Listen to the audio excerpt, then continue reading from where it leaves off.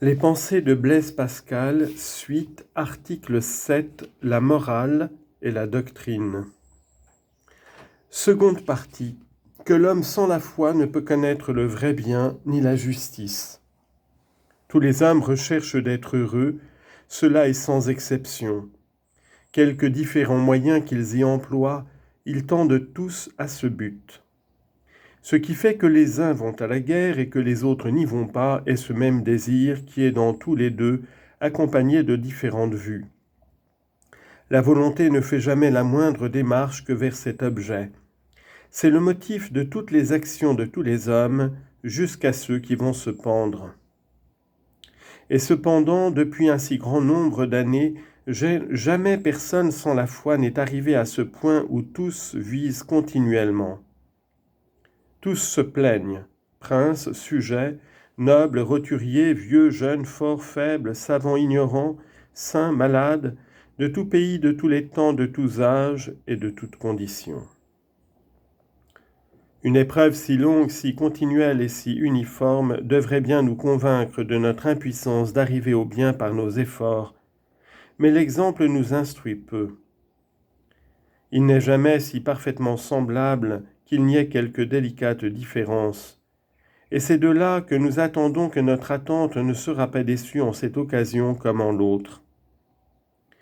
Et ainsi le présent ne nous satisfaisant jamais, l'expérience nous pipe et de malheur en malheur nous mène jusqu'à la mort qui en est un comble éternel.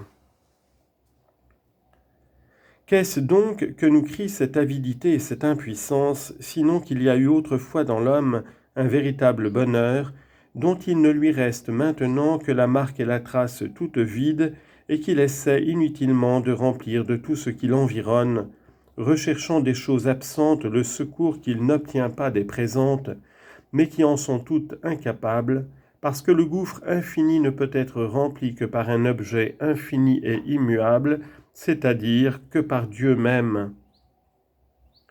Lui seul est son véritable bien, et depuis qu'il l'a quitté, c'est une chose étrange qu'il n'y a rien dans la nature qui n'ait été capable de lui en tenir la place. Astres, ciel, terre, éléments, plantes, choux, poireaux, animaux, insectes, veaux, serpents, fièvres, peste, guerre, famine, vice, adultère, inceste. Et depuis qu'il a perdu le vrai bien, tout également peut lui paraître tel, jusqu'à sa destruction propre, quoique si contraire à Dieu, à la raison et à la nature, tout ensemble. Les uns le cherchent dans l'autorité, les autres dans les curiosités, dans les sciences, les autres dans les voluptés.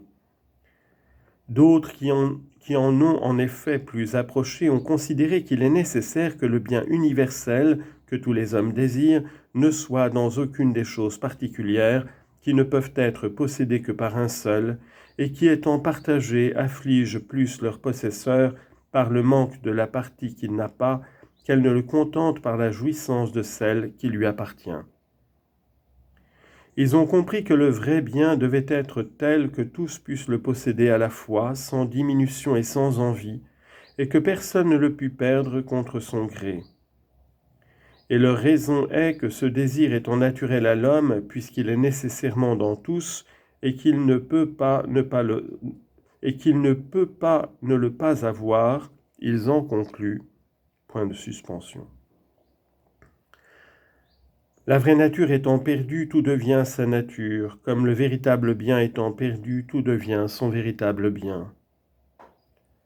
L'homme ne sait à quel rang se mettre. Il est visiblement égaré et tombé de son vrai lieu sans le pouvoir retrouver. Il le cherche partout, avec inquiétude et sans succès, dans des ténèbres impénétrables. Si c'est une marque de faiblesse de prouver Dieu par la nature, n'en méprisez point l'écriture. Si c'est une marque de force d'avoir connu ses contrariétés, estimez-en l'écriture. Bassesse de l'homme jusqu'à se soumettre aux bêtes, jusqu'à les adorer. APR. Commencement après avoir expliqué l'incompréhensibilité. Les grandeurs et les misères de l'homme sont tellement visibles qu'il faut nécessairement que la véritable religion nous enseigne et qu'il y a quelques grands principes de grandeur en l'homme et qu'il y a un grand principe de misère. Il faut donc qu'elle nous rende raison de ces étonnantes contrariétés. Il faut que, pour rendre l'homme heureux, elle lui montre qu'il y a un Dieu, qu'on est obligé de l'aimer, que notre vraie félicité est d'être en lui, et notre unique mal d'être séparé de lui. Qu'elle reconnaisse que nous sommes pleins de ténèbres qui nous empêchent de le connaître et de l'aimer, et qu'ainsi nos devoirs nous obligeant d'aimer Dieu et nos concupiscences nous en détournant, nous sommes pleins d'injustice. Il faut qu'elle nous rende raison de ces oppositions que nous avons à Dieu et à notre propre bien. Il faut qu'elle nous enseigne les remèdes à ces impuissances et les moyens d'obtenir ces remèdes. Qu'on examine sur cela toutes les religions du monde et qu'on voit s'il y en a une autre que la chrétienne qui y satisfasse. Sera-ce les philosophes qui nous proposent pour tout bien les biens qui sont en nous? Est-ce là le vrai bien? Ont-ils trouvé le remède à nos maux? Est-ce avoir guéri la présomption de l'homme que de l'avoir mis à l'égal de Dieu?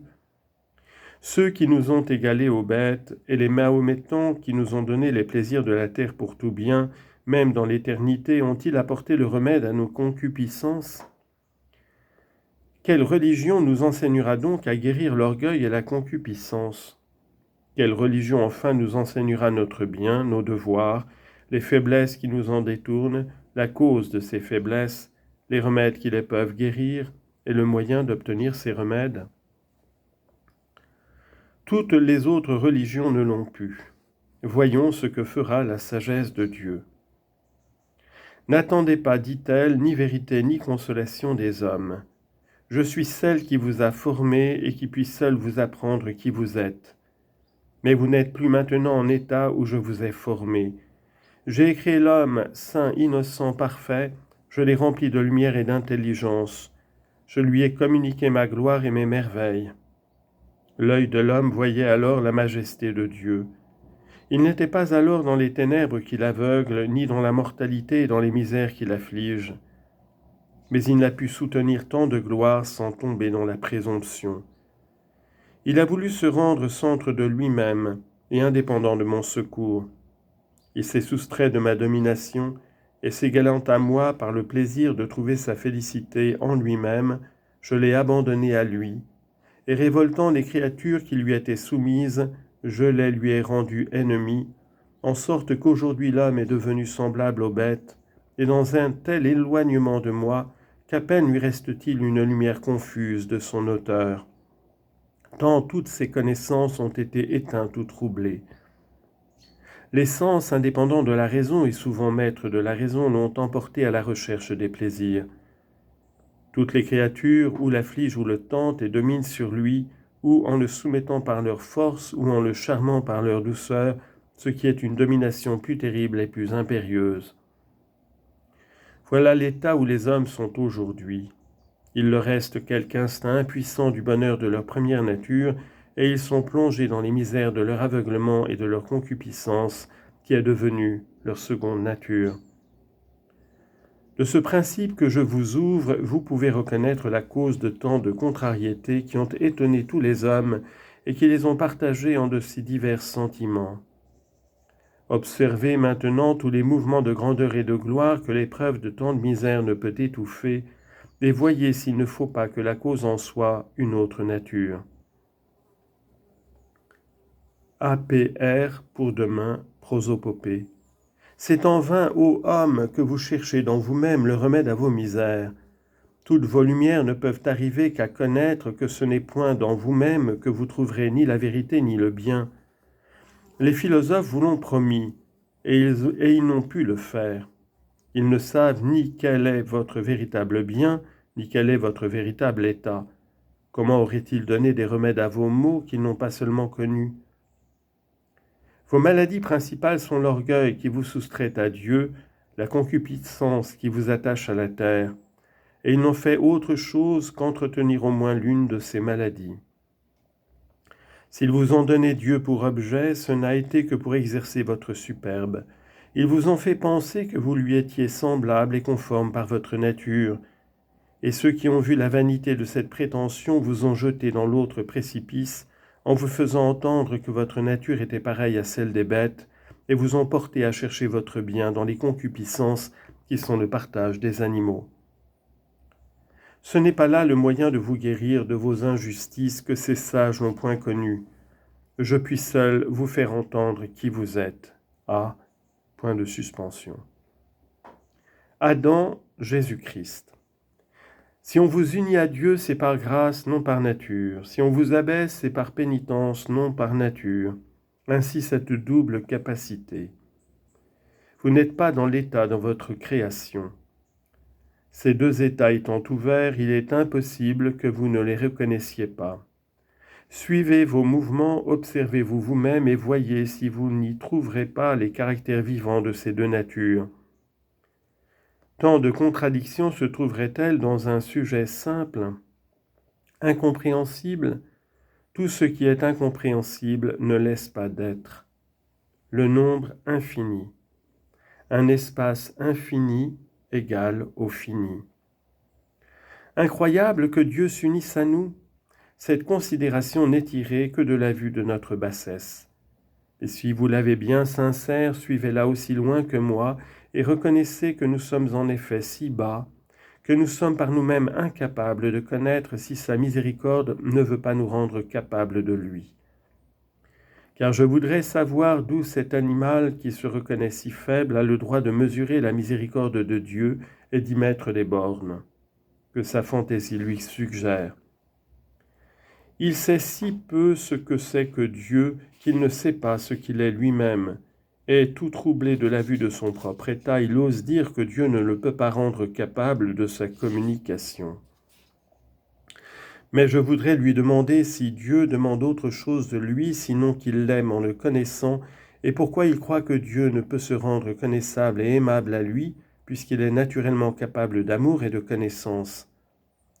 Il est sans doute qu'il connaît au moins qu'il est, et qu'il aime quelque chose.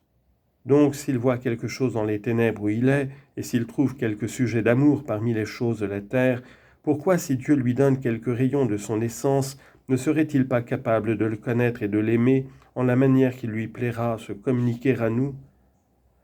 Il y a donc sans doute une présomption insupportable dans ces sortes de raisonnements, quoiqu'ils paraissent fondés sur une humilité apparente qui n'est ni sincère ni raisonnable, si elle ne nous fait confesser que, ne sachant de nous-mêmes qui nous sommes, nous ne pouvons l'apprendre que de Dieu. Je n'entends pas que vous soumettiez votre créance à moi sans raison et ne prétends pas que vous assujettir avec tyrannie. Je ne prétends pas aussi vous rendre raison de toute chose. Et pour accorder ces contrariétés, j'entends vous faire voir clairement par des preuves convaincantes des marques divines en moi qui vous convainquent de ce que je suis et m'attirent autorité par des merveilles et des preuves que vous ne puissiez refuser, et qu'ensuite vous croyez sans hésiter les choses que je vous enseigne, quand vous n'y trouverez autre sujet de les refuser, sinon que vous ne pouvez par vous-même connaître si elles sont ou non. Dieu a voulu racheter les hommes et ouvrir le salut à ceux qui le chercheraient. Mais les hommes s'en rendent si indignes qu'il est juste que Dieu refuse à quelques-uns, à cause de leur endurcissement, ce qu'il accorde aux autres par une miséricorde qui ne leur est pas due.